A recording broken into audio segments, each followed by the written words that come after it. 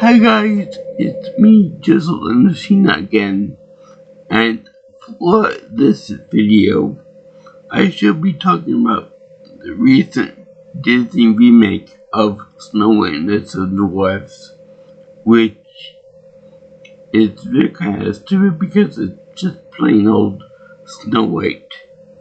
This has been in 2025, so I guess you might be able to label this as like a Women's History Month or thing, because the two main characters are women. So, yeah. I'm gonna call it a Women's History Month type film. And plus, it also has to do with, spring of all things, too. So, this deals with, the right of spring, if you will, for all the woodland creatures and whatnot, including a new little hedgehog buddy, and he's cute and everything. He turns the pages of the storybook and stuff. He even sits on the storybook version of this movie in the end. Okay. Unfortunately, though, the baby's mother doesn't rim the chair this time around, unfortunately. And I know you're all disappointed to see that, but I guess they probably thought it was too edgy for this new movie. Now, let me just say that I think it was stupid for them to call this movie just plain Snow White, vanilla Snow White, if you will. But it does put more focus on Snow White herself. Now, I'll get into the Seven Dwarfs a little bit later in this discussion. For right now, let me just talk about Snow White herself. Now, I like the way they portrayed the Snow White thing as being a product of when Snow White, the character, was actually born during a horrible snowstorm, which makes me wonder why they didn't release this movie like in wintertime appropriately, December, January, or February, right now. And let's see, they also address why Snow White looks the way she does instead of a white person. And yes, they do address the fact that fair in this case doesn't refer to a skin tone or skin color. It refers to fairness as in beauty, not niceness, innocence, whatever, what have you. So that's that. So rather than going by the racial categories of being fair skinned and whatnot, they go by beauty standards. And I don't think that's any better with this picture, but yeah, they go by beauty standards. They go by beauty standards.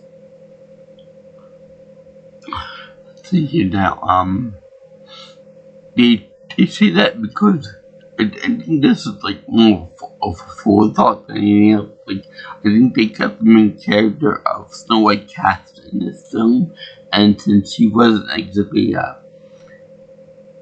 pure white skin, they went with Rachel Zegler instead. I'll get to her in a moment too. Well, I think that when they picked her, they said, look, she doesn't look German or French or whatever, Central European, which with this story was made in the Brothers Grimm storyline. So they said, oh my god, what would people think? So they decided to make her biological mother of Spanish descent, with her father being a white person. So that makes sense. Not seeing that mixed children are often more beautiful than the sum of the parts. So, so they got a little kid actress that looks like Rachel Zegler as she grows up. We have to pull up for her. Now, Rachel Zegler does a phenomenal job as singing in this movie. It's very, very nice, very talented. She can act pretty well too. She's got the physique of, say, someone that looks more like a mid-teenager or something or other, like a girl transitioning into a woman. So that fits the right age for what you would expect us to being 14 to 16, which is nice.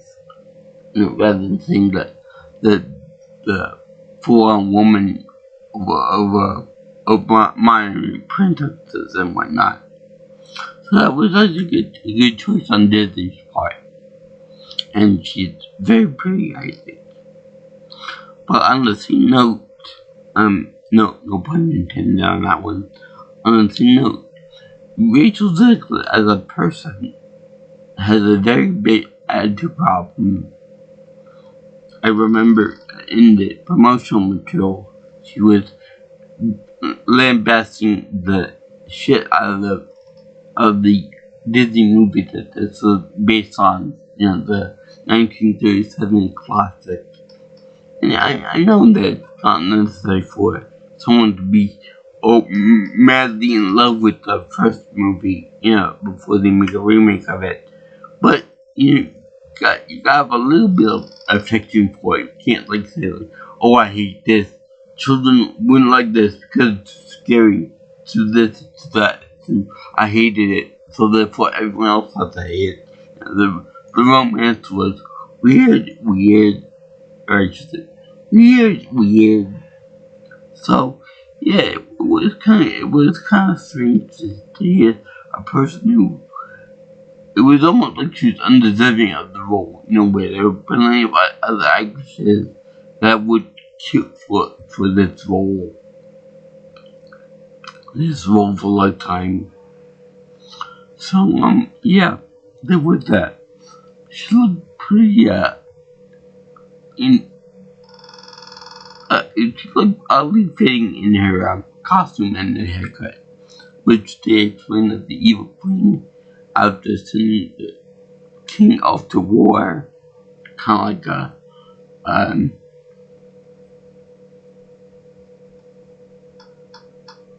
I think it was Solomon that did the Bathsheba's husband in the Bible miniseries and book itself. I forgot exactly which one, but somebody. Anyway, there was that, and so everything comes up to play pretty much as it is, and you have the queen consulting the mirror as to who the first one to vote the most beautiful person in the world. The mirror says Snow White. He says, you are the first one of all, my queen, until you have this daughter that is more beautiful than you. A teenager is more beautiful than you. It will happen eventually, right?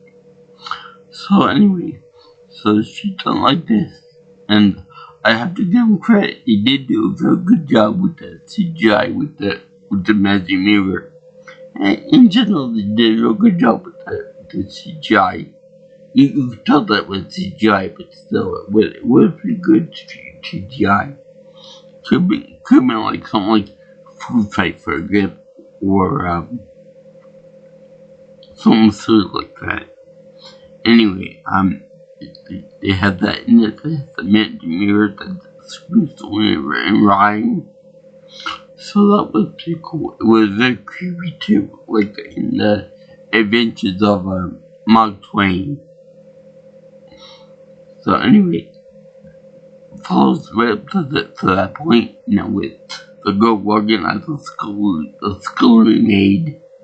for the dungeon or for the kitchen in the castle. Which, by the way, I would love to see. I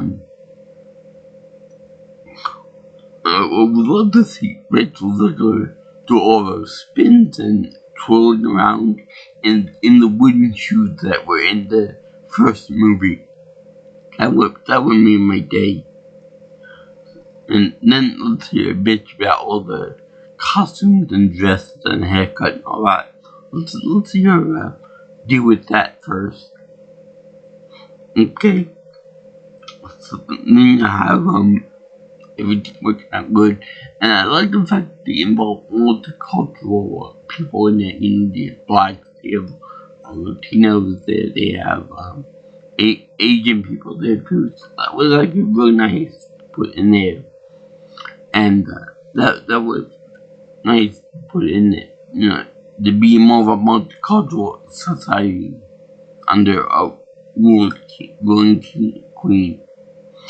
So, everything sounds pretty good so far, right? And, the king is played, the huntsman is played by, as in the new, Kabia. Patrick Page plays the voice of the Magic Mirror, and Andrew Burnett plays the Snow White's love interest, which is pretty much a thief in the movie. Gal Gadot plays the Queen, and Rachel Zegler plays Snow White, her stepchild. And then Haley Fraser plays her father, and one that Andrea plays the good queen as opposed to the evil queen. So anyway, they have that in it too. So everything played out pretty good. You go into the woods and get the death of the wood and the animals and stuff like that.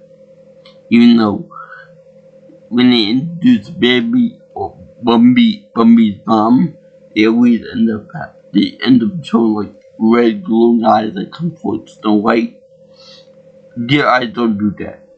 Don't do that in pitch darkness. So when they show that, it's kind of like creepy and stuff. But she was scared and then she befriended animal buddies. But with the whistling she worked. Now this is it, all up to now. It's all good. I feel it's good. But then we get into the part where it gets kind of sidetracked a little bit with the hi ho, it's off to where we go, and they sing this song when they come home again too. And now with these dwarves, they could have easily gotten little people to play them, live action little people, to be more fair to little people actors and little people activists and stuff. But people like Peter Dinklage said, no, it's degrading to people like me. I don't think so, because if you want to be authentic in the movie at the time, they were known as dwarves. They're known today as little people. Anyway, I think that Peter Dinklage is more like being selfishly stuck up for that, because he was saying that, I'm popular now. I don't want to share that popularity with any of the other little people, actors and actresses that want to get involved in this project. So, damn you all, go to hell, go wait your turn somewhere else. And that's what happened. Now, from what I understand, is that there were puppeteers for for the little dwarf people, for Dog, Happy, Grumpy, Sneezy, Sleepy, Dopey, and Quentin Tarantino. Yeah, it's pretty obvious that he has the bashful has some pretty interesting traits. Two come to mind. For example, when they say the names of Snow White, they say that he had longest toes of a ball, and that he wanted to wear them, by name, by length of the toes. Who gives a shit? I mean, nobody in the world does that. Even people with food fetish shit, they don't do that. And then, I could swear that one time there was a thing with Snow White where somebody said, I think it was him, that said, "What's your shoe size?" That's so random and so weird that it's weird. I can't believe that anyone would turn up on that in the script. No wonder why he's bashful. I mean, it's weird that he'd be bashful in front of his own brothers or his own countrymen and whatnot. So they do that part with the glass like in the first movie. And I like the way they portray the queen as being the diamond, hard diamond, valuable and stuff, beautiful. But where the roses are Snow White, fragile, naive, innocent, and all that, and pretty too. So she thinks that the people want her to be more of a hard diamond or gemstone. Now, I find it very funny that one of the promos for this movie was probably rage for people like me, in which they would show Snow White being followed by one little person, followed by 6 or so full adults, and we always thought that would be the Sun Dwarfs, that would be like that would be the final product. Meanwhile, those people were just Robin Hood and his merry men, or in this case, Jonathan and his merry men. But yes, the little person in the bunch was more like a super skilled marksman, and yet he does have a crossbow fetish, and yet he does take out he does play a bit of a role in getting rid of the queen at the end of the movie, where he shoots a very pretty dagger out of her hand. So anyway, I believe that the Robin Hood thing is like pretty it makes a lot of sense, because in this time period they would have somebody like Robin Hood in there, I believe. Quote me, can you remind me if you think I'm wrong? I think that's accurate. That's pretty accurate. So then, they have that in there. So it's kind of like a false flag, if you will. So, anyway, they had the, I like the fact that they portrayed Dopey as being misunderstood as like a special ed person, and that everyone would make fun of him, call him Dopey. Like, it's kind of like a old-timey equivalent to hearing the word retarded. Nobody liked to hear it, but everyone makes fun of him for it. and it's really quite interesting that Snow White is the one that actually does give a damn. So it's like she tries in all her kindness and patience to make the guy whistle, and at the end talk to everybody. Where in the first one, he never did that. By the way, I should point out that the character of Dobby looks an awful lot like Edward E. Newman from Mad Magazine. It's either Edward or Ralphie. I forgot which one it was. But yeah, that's kind of uncanny resemblance right there. So anyway, they had everything was good until that happened. But I noticed that when let's see here she go to the house while the dwarves at work, and it's funny because in the first one she helped clean the house and do all the chores and stuff in the house, be nice and be show kindness of a heart and all that stuff. In exchange later on for room and board and all that. And then she conditioned them to be that nice and stuff. And the women and that kind of thing. But then in this one, she doesn't really do that. She just twirls around looking pretty and sings with the way you work. Now, there is a stereotype about Disney princesses that they do that, just that. They just twirl around looking pretty while the rest of the world goes to shit. You know what? She definitely got the twirl part of it correctly. Because later on during the music sequence, where they should have Grumpy playing the grand organ, it doesn't do that.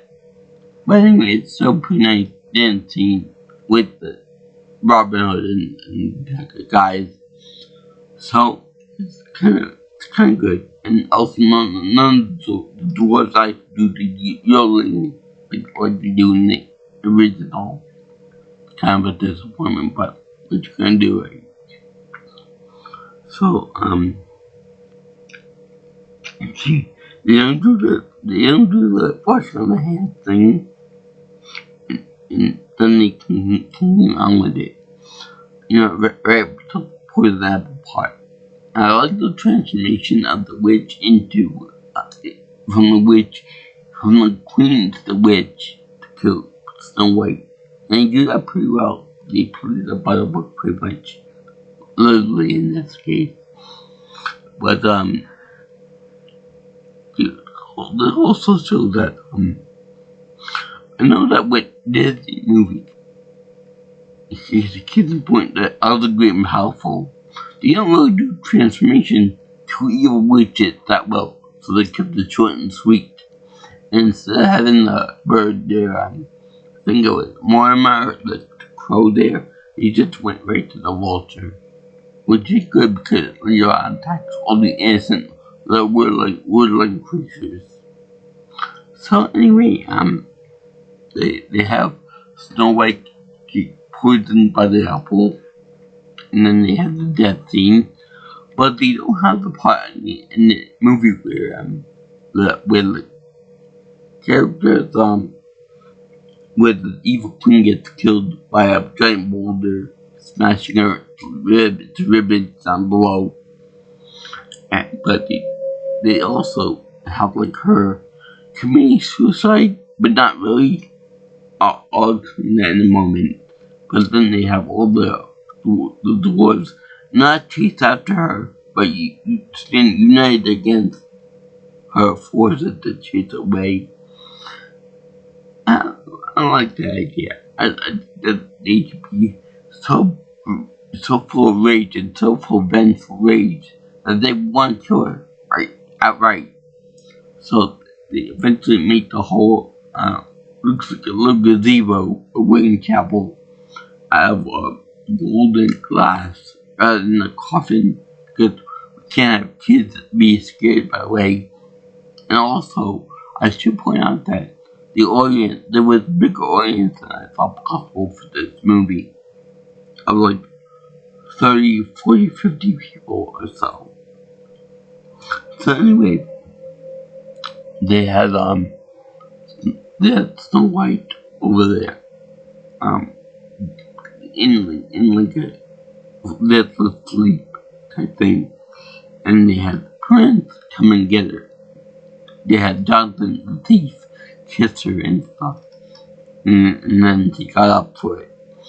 Although in the original story, it was more like after a while, after a few months, that he came by and rescued her. So I guess Jacob didn't have a problem with that rushed part of the scene.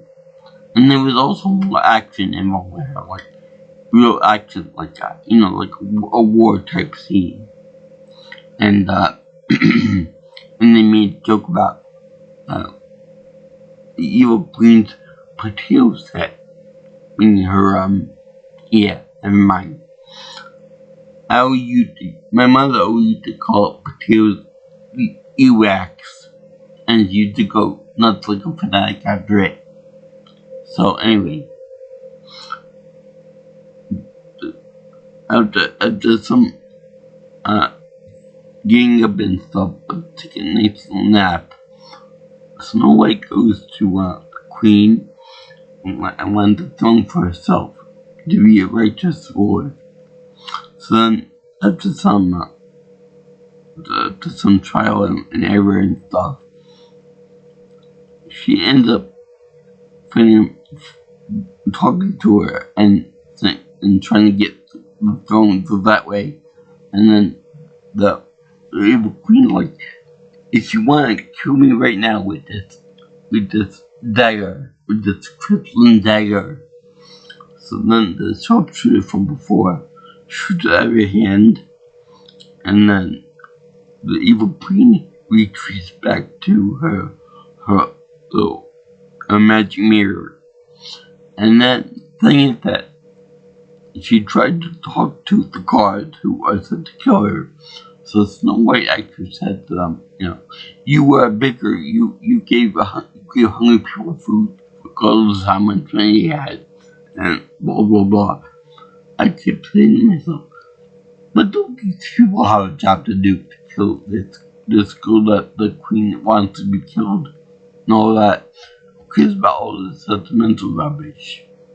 So she ends up getting to them with her heart.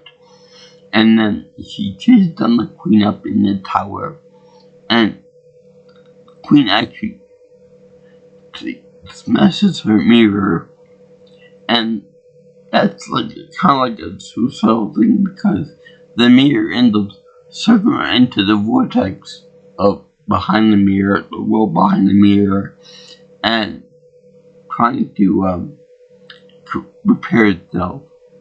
So if you have such a dangerous object, would you try your damnedest to try to keep it together and not destroy it?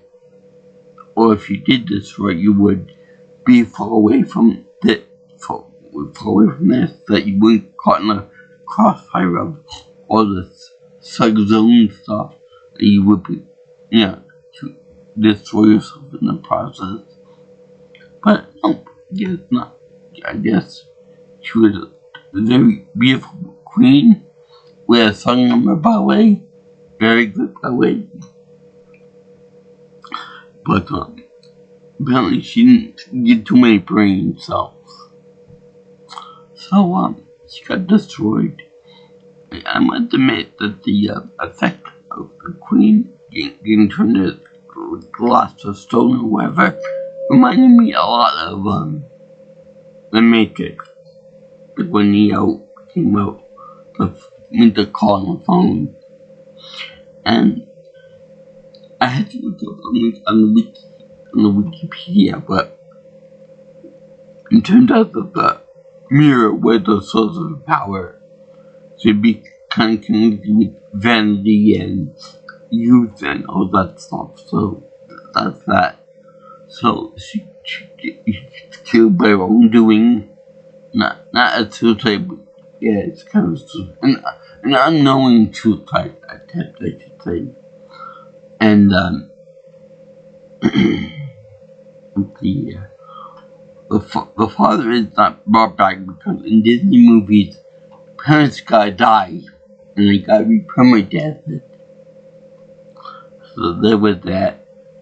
And then there was the fact that she married Jonathan and ruled nicely and fairly and justly, and that's all she wrote. So, what did you think of this movie? Well, I liked it. I did miss all the bug eyes of the evil queen when she transformed into the witch, and I missed all the little nuances, like her hair turning white and stuff, like in the cartoon. But what we got, it wasn't that bad. It could be a lot worse. I would prefer for the dwarves to be played by real live actors, and it would have been real nice if they put if they didn't diminish the dwarves by not having them in the title and by having them do the same thing that they would have done anyway if Snow White wasn't there, cleaning the house with them and stuff. But no, she just sang to them. Well, they did what they should have done anyway. Clean the house. She should have been doing the housework. But I guess Disney didn't like the idea about a Latina woman doing housework. That would have been too much into stereotype territory for them, I guess. But the additions to the movie were pretty good. And I enjoyed them. And thank you for watching my video on Snow White 2025. It was very groovy for Women's History Month. And by the way, both main women singers put all the heart and soul into it. I give both a happy PhD of approval. If you like what you see here, like, comment, share, and subscribe to my channel.